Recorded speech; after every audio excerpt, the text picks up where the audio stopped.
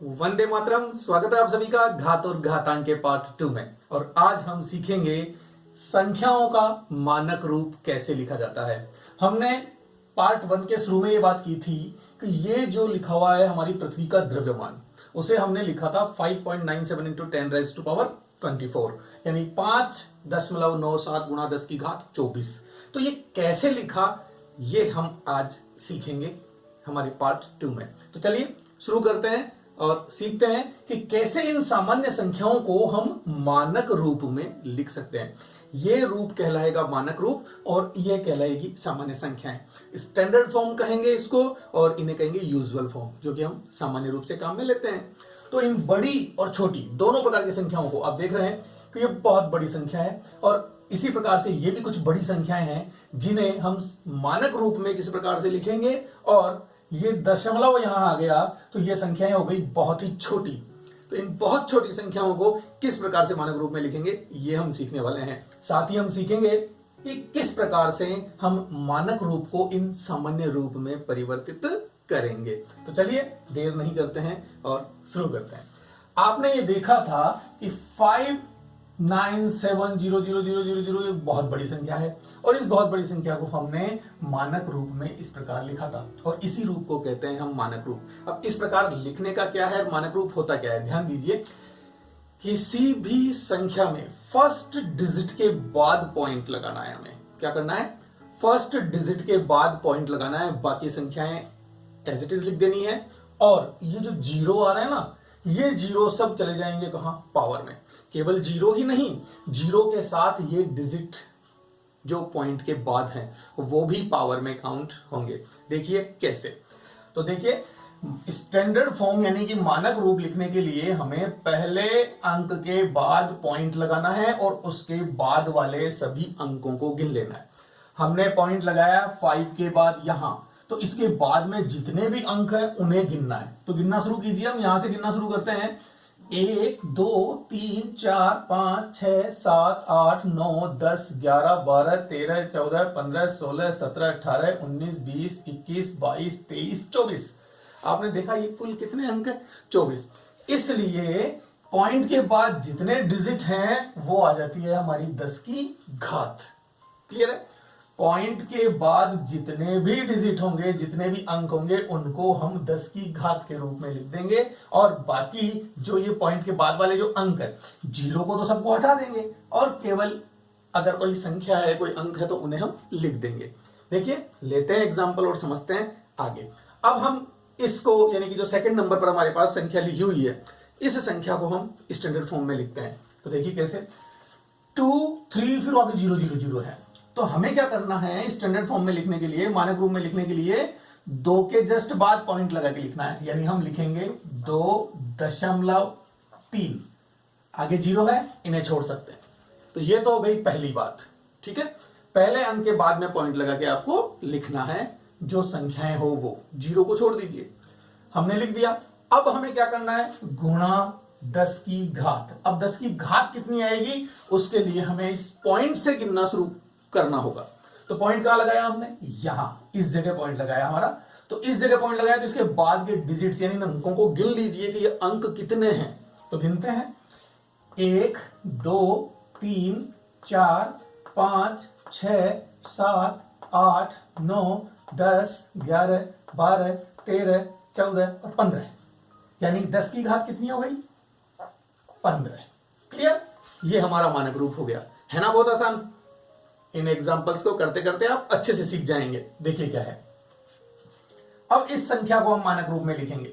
तो इस संख्या को मानक रूप में लिखने के लिए फिर से हम वही काम करेंगे कि ये जो आप देख रहे हैं डिजिट्स शुरू में जो अंक देख रहे हैं, इन्हें लिख लीजिए और पहले अंक के तुरंत बाद हम दशमलव लगा देंगे। तो ये लीजिए, 6 के बाद हमने दशमलव लगा दिया और बाद में अंक कितने, 0 2। तो इन्हें हम लिख देते हैं और गुणा 10 की घात। अब घात कितनी आएगी वो हमें यहां देखना है। कैसे देखते हैं घात को, दशमलव जहां लगाया है उसके बाद वाले डिजिट्स को, अंकों को गिनते हैं और वो घात हो जाती है। तो गिनिए, कहां लगाया दशमलव हमने, 6 के बाद। 6 के बाद दशमलव यहां लगाया है तो इसके बाद के डिजिट्स यानी इसके बाद के डिजिट्स हमें गिनने हैं। तो 1 2 3 4 5 6, 7, 8, 9, 10, 11, 12, 13, 14, 15 और 16।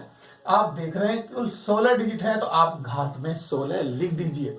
ये हो गया हमारा स्टैंडर्ड फॉर्म, ये आ गया हमारा मानक रूप।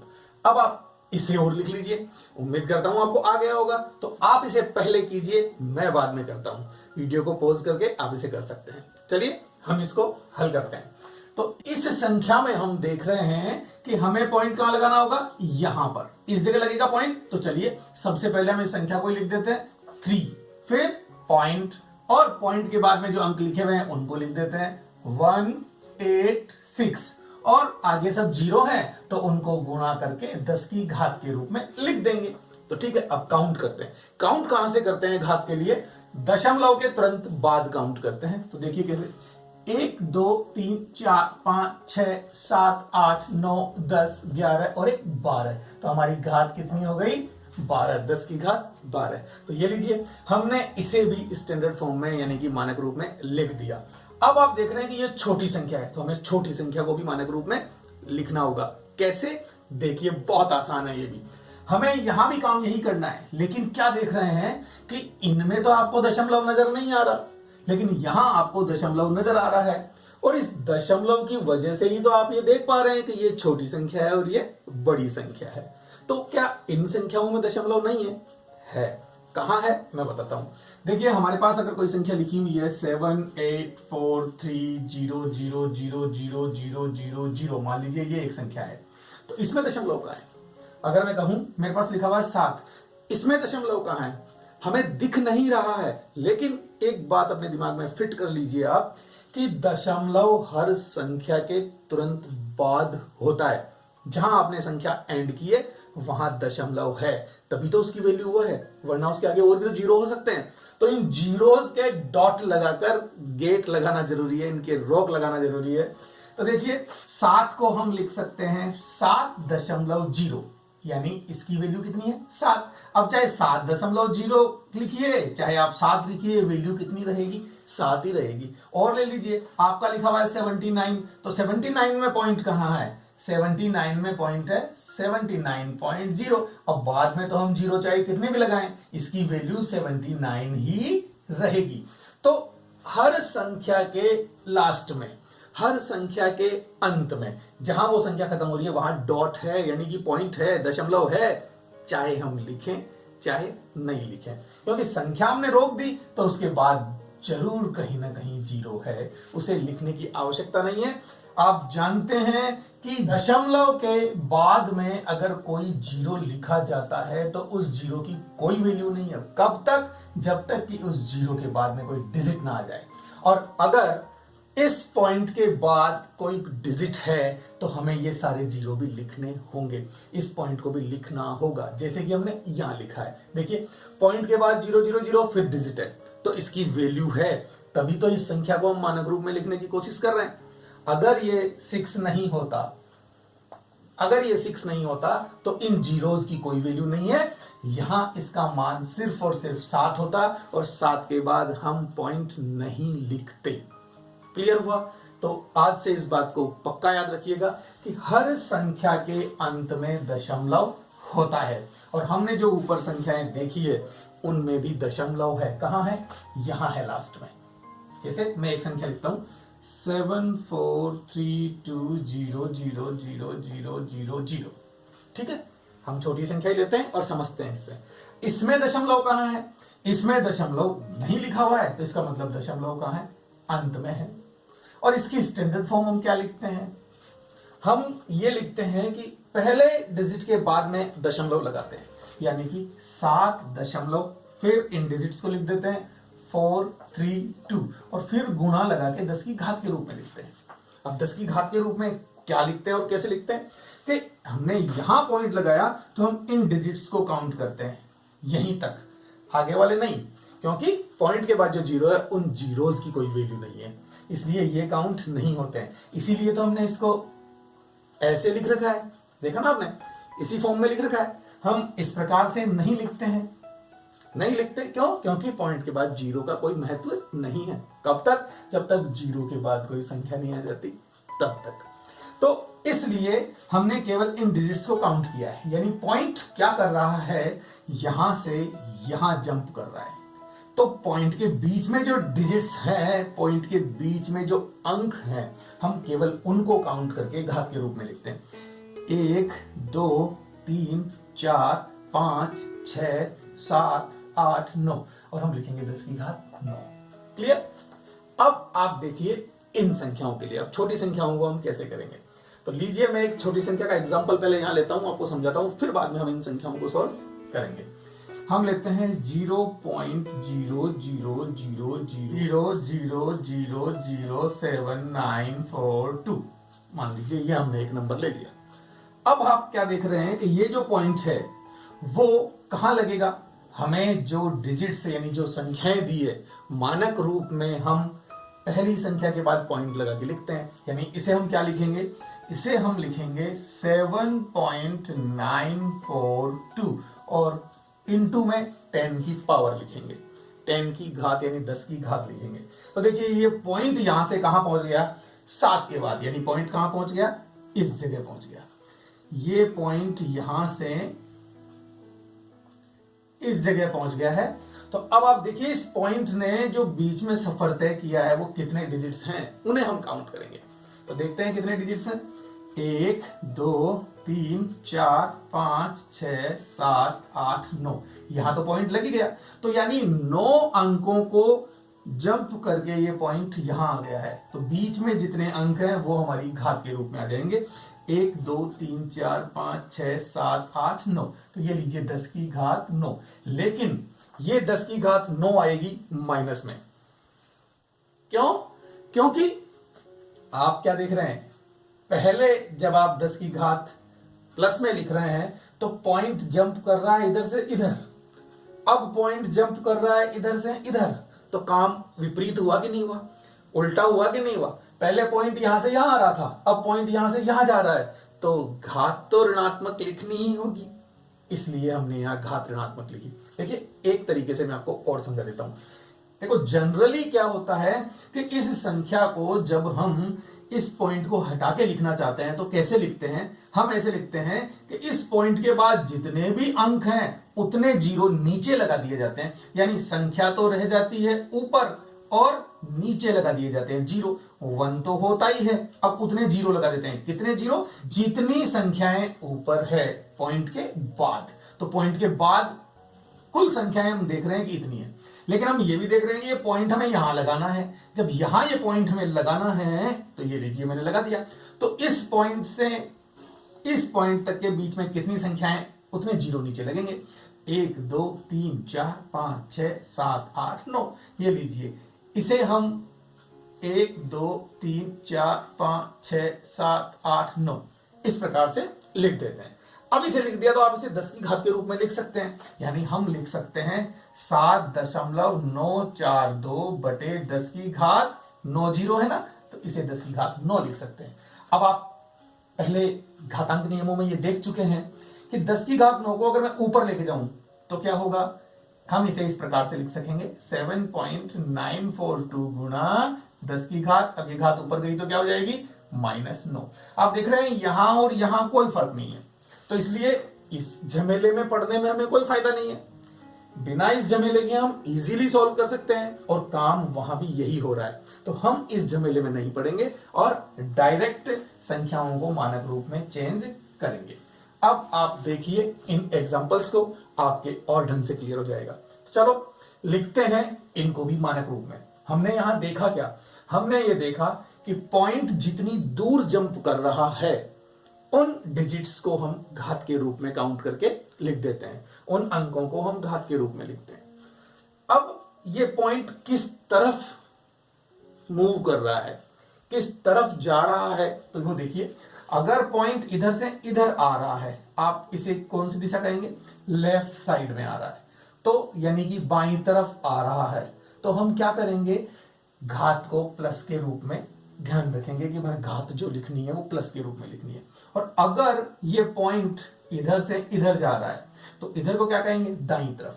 अच्छी तरह से समझ लीजिए, पॉइंट अगर इधर जा रहा है तो घात माइनस के रूप में लिखेंगे, और पॉइंट अगर इधर आ रहा है तो घात प्लस के रूप में लिखेंगे। या आप ये ध्यान रख सकते हैं कि जिन संख्याओं में पॉइंट नहीं है वो बड़ी संख्याएं हैं, तो बड़ी संख्याएं होने की वजह से उनकी घात प्लस में आएगी, और जिन संख्याओं में पहले से ही पॉइंट है उन संख्याओं की घात हमेशा माइनस में लिखनी होगी। तो देखिए कैसे लिखते हैं इनका मानक रूप। हम उसी प्रकार से लिखेंगे कि ये जो संख्या हमारे पास आ गई, इस संख्या में हमें पॉइंट लगाना है और पहले अंक को छोड़ते हुए पॉइंट लगाना है। तो 8 के बाद हम पॉइंट लगाएंगे 8.37। क्लियर है आपके? ये समझ में आ गया होगा कि 8.37, तो पॉइंट कहां लग गया? यहां पॉइंट लग गया।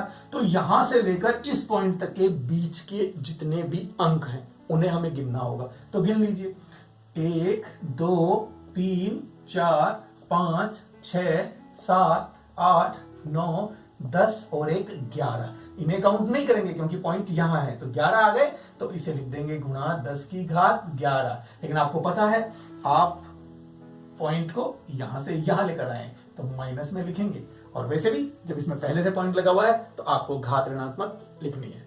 और देखिए इसको अब हम लिखते हैं 9.4। क्यों? क्योंकि संख्या ही यूज करनी है, पहले डिजिट के बाद पॉइंट लगाना है, तो हमने 9 के बाद पॉइंट लगा दिया। पॉइंट लगाए यहां, तो यहां से लेकर यहां तक कितने अंक है गिन लीजिए, 1 2 3 4 5 6 7 8 9 10 11 12 13 और 1 14। तो इसे हम लिखेंगे गुणा 10 की घात -14। क्लियर? और इस संख्या को देखिए, क्लियर हो जाएगा आपके। पॉइंट यहां है लेकिन हमें अंक यहां देखने को मिल रहे हैं। 5.7 एक संख्या लिखी हुई है तो हम इसे 5.7 लिख देते हैं। 57 लिखा हुआ है, 5.7 लिख देते हैं, गुणा 10 की घात माइनस। अब कितना आने वाला है? माइनस तो क्लियर हो गया, यहां पॉइंट है तो घात माइनस में आएगी। तो चलिए गिनते हैं हम कि इस पॉइंट और ये वाला पॉइंट कहां है, यहां, इन दोनों के बीच में कितने अंक है। तो 1 2 3 4 5 6 7 8 9 10 11 12 13 14 15 16 17 और 1 18। तो ये लीजिए हमने इसको भी मानक रूप में लिख दिया। इस प्रकार से हम इन बड़ी बड़ी संख्याओं को मानक रूप में लिखते हैं। अब हमें एक चीज समझनी है, क्या? कि अगर हमें मानक रूप दिया गया हो तो उसे सामान्य संख्या के रूप में कैसे लिखेंगे। तो चलिए देखते हैं। हम मानक रूप को सामान्य संख्या में यानी स्टैंडर्ड फॉर्म को यूजुअल फॉर्म में चेंज करने के लिए इन्हीं में से एक एग्जांपल ले लेते हैं, अच्छे से समझ में आएगा। तो चलिए ये लास्ट वाला एग्जांपल हम ले लेते हैं कि हम 8.37 इंटू 10⁻⁻11 को सामान्य संख्या के रूप में लिखना चाहते हैं। कैसे लिखेंगे? देखिए आपको ये बात याद यहां रखनी होगी क्योंकि आपके इस मानक रूप में दो ही तरह के रूप आ रहे हैं कि एक तो जिनमें घात ऋणात्मक है और एक वो जिनमें घात धनात्मक है। तो घात अगर ऋणात्मक है तो आपको पता है पॉइंट इधर जाना है, और अगर घात धनात्मक है तो पॉइंट इधर जाना है। क्लियर है? यानी पॉइंट किधर जा रहा है ये आपको पता है। तो देखिए कैसे लिखेंगे, 8.37 तो लिखा हुआ है, अब ये घात ऋणात्मक है तो पॉइंट कहां जाएगा? इधर। इधर मतलब पॉइंट को इधर जाना है, और पॉइंट को इधर जाना है, कितनी दूर जाना है? तो 11 स्थान दूर जाना है, यानी 11 जगह आपको यहां लेनी है। और वो जगह कौन सी होगी? हर जगह को हम मानेंगे 0। एक जगह का मतलब है 1 0, 2 जगह का मतलब है 2 0, यानी 2 स्थान। तो ये पॉइंट इधर कितने स्थान जाएगा? 11 स्थान जाएगा। तो चलिए, यानी कि हम सबसे पहले पॉइंट लगा लेते हैं, और पॉइंट के बाद कितने स्थान होने चाहिए इस 8 तक? 11।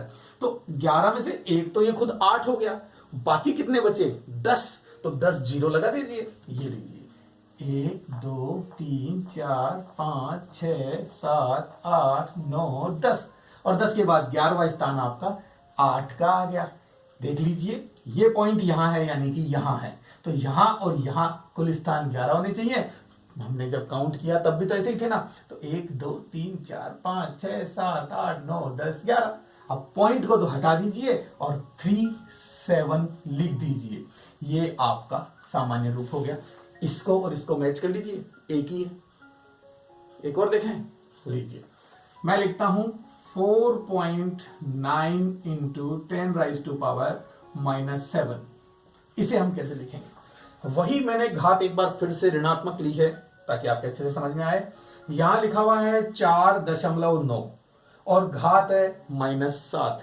माइनस घात है तो पॉइंट जाएगा इधर, और इधर जाएगा तो कितने स्थान जाएगा? 7 स्थान जाएगा। 7 में से एक स्थान ऑलरेडी 4 यहां लिखा हुआ है, तो हमें कितने जीरो लगाने होंगे? 7 में से एक गया तो 6 जीरो लगाने होंगे।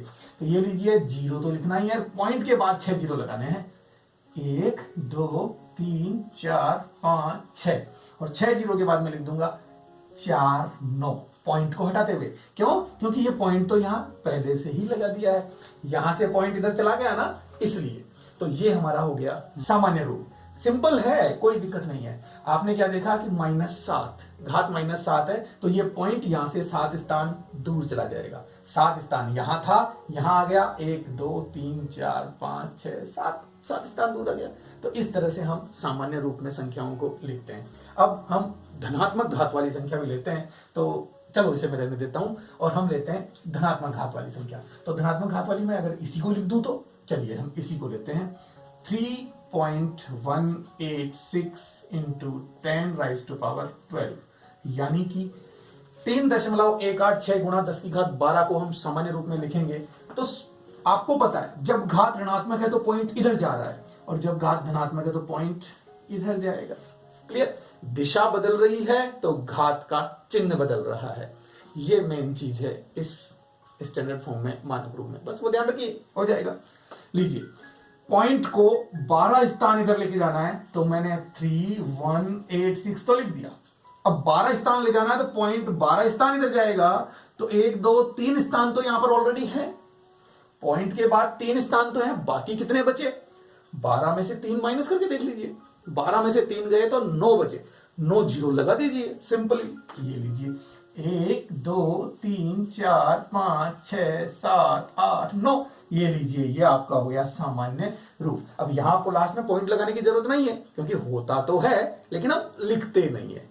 चलिए, आपने इसे देखा, ये इसका आंसर है, तो इस आंसर को आप यहां देख लीजिए सेम है या नहीं है। यहां भी पॉइंट यहां था, अच्छा जीरो देख लेते हैं अपन। तो 3186 के बाद कितने जीरो हैं? 1 2 3 4 5 6 7 8 9, और यहां भी हमने कितने जीरो लगाए? 1 2 3 4 5 6 7 8 9।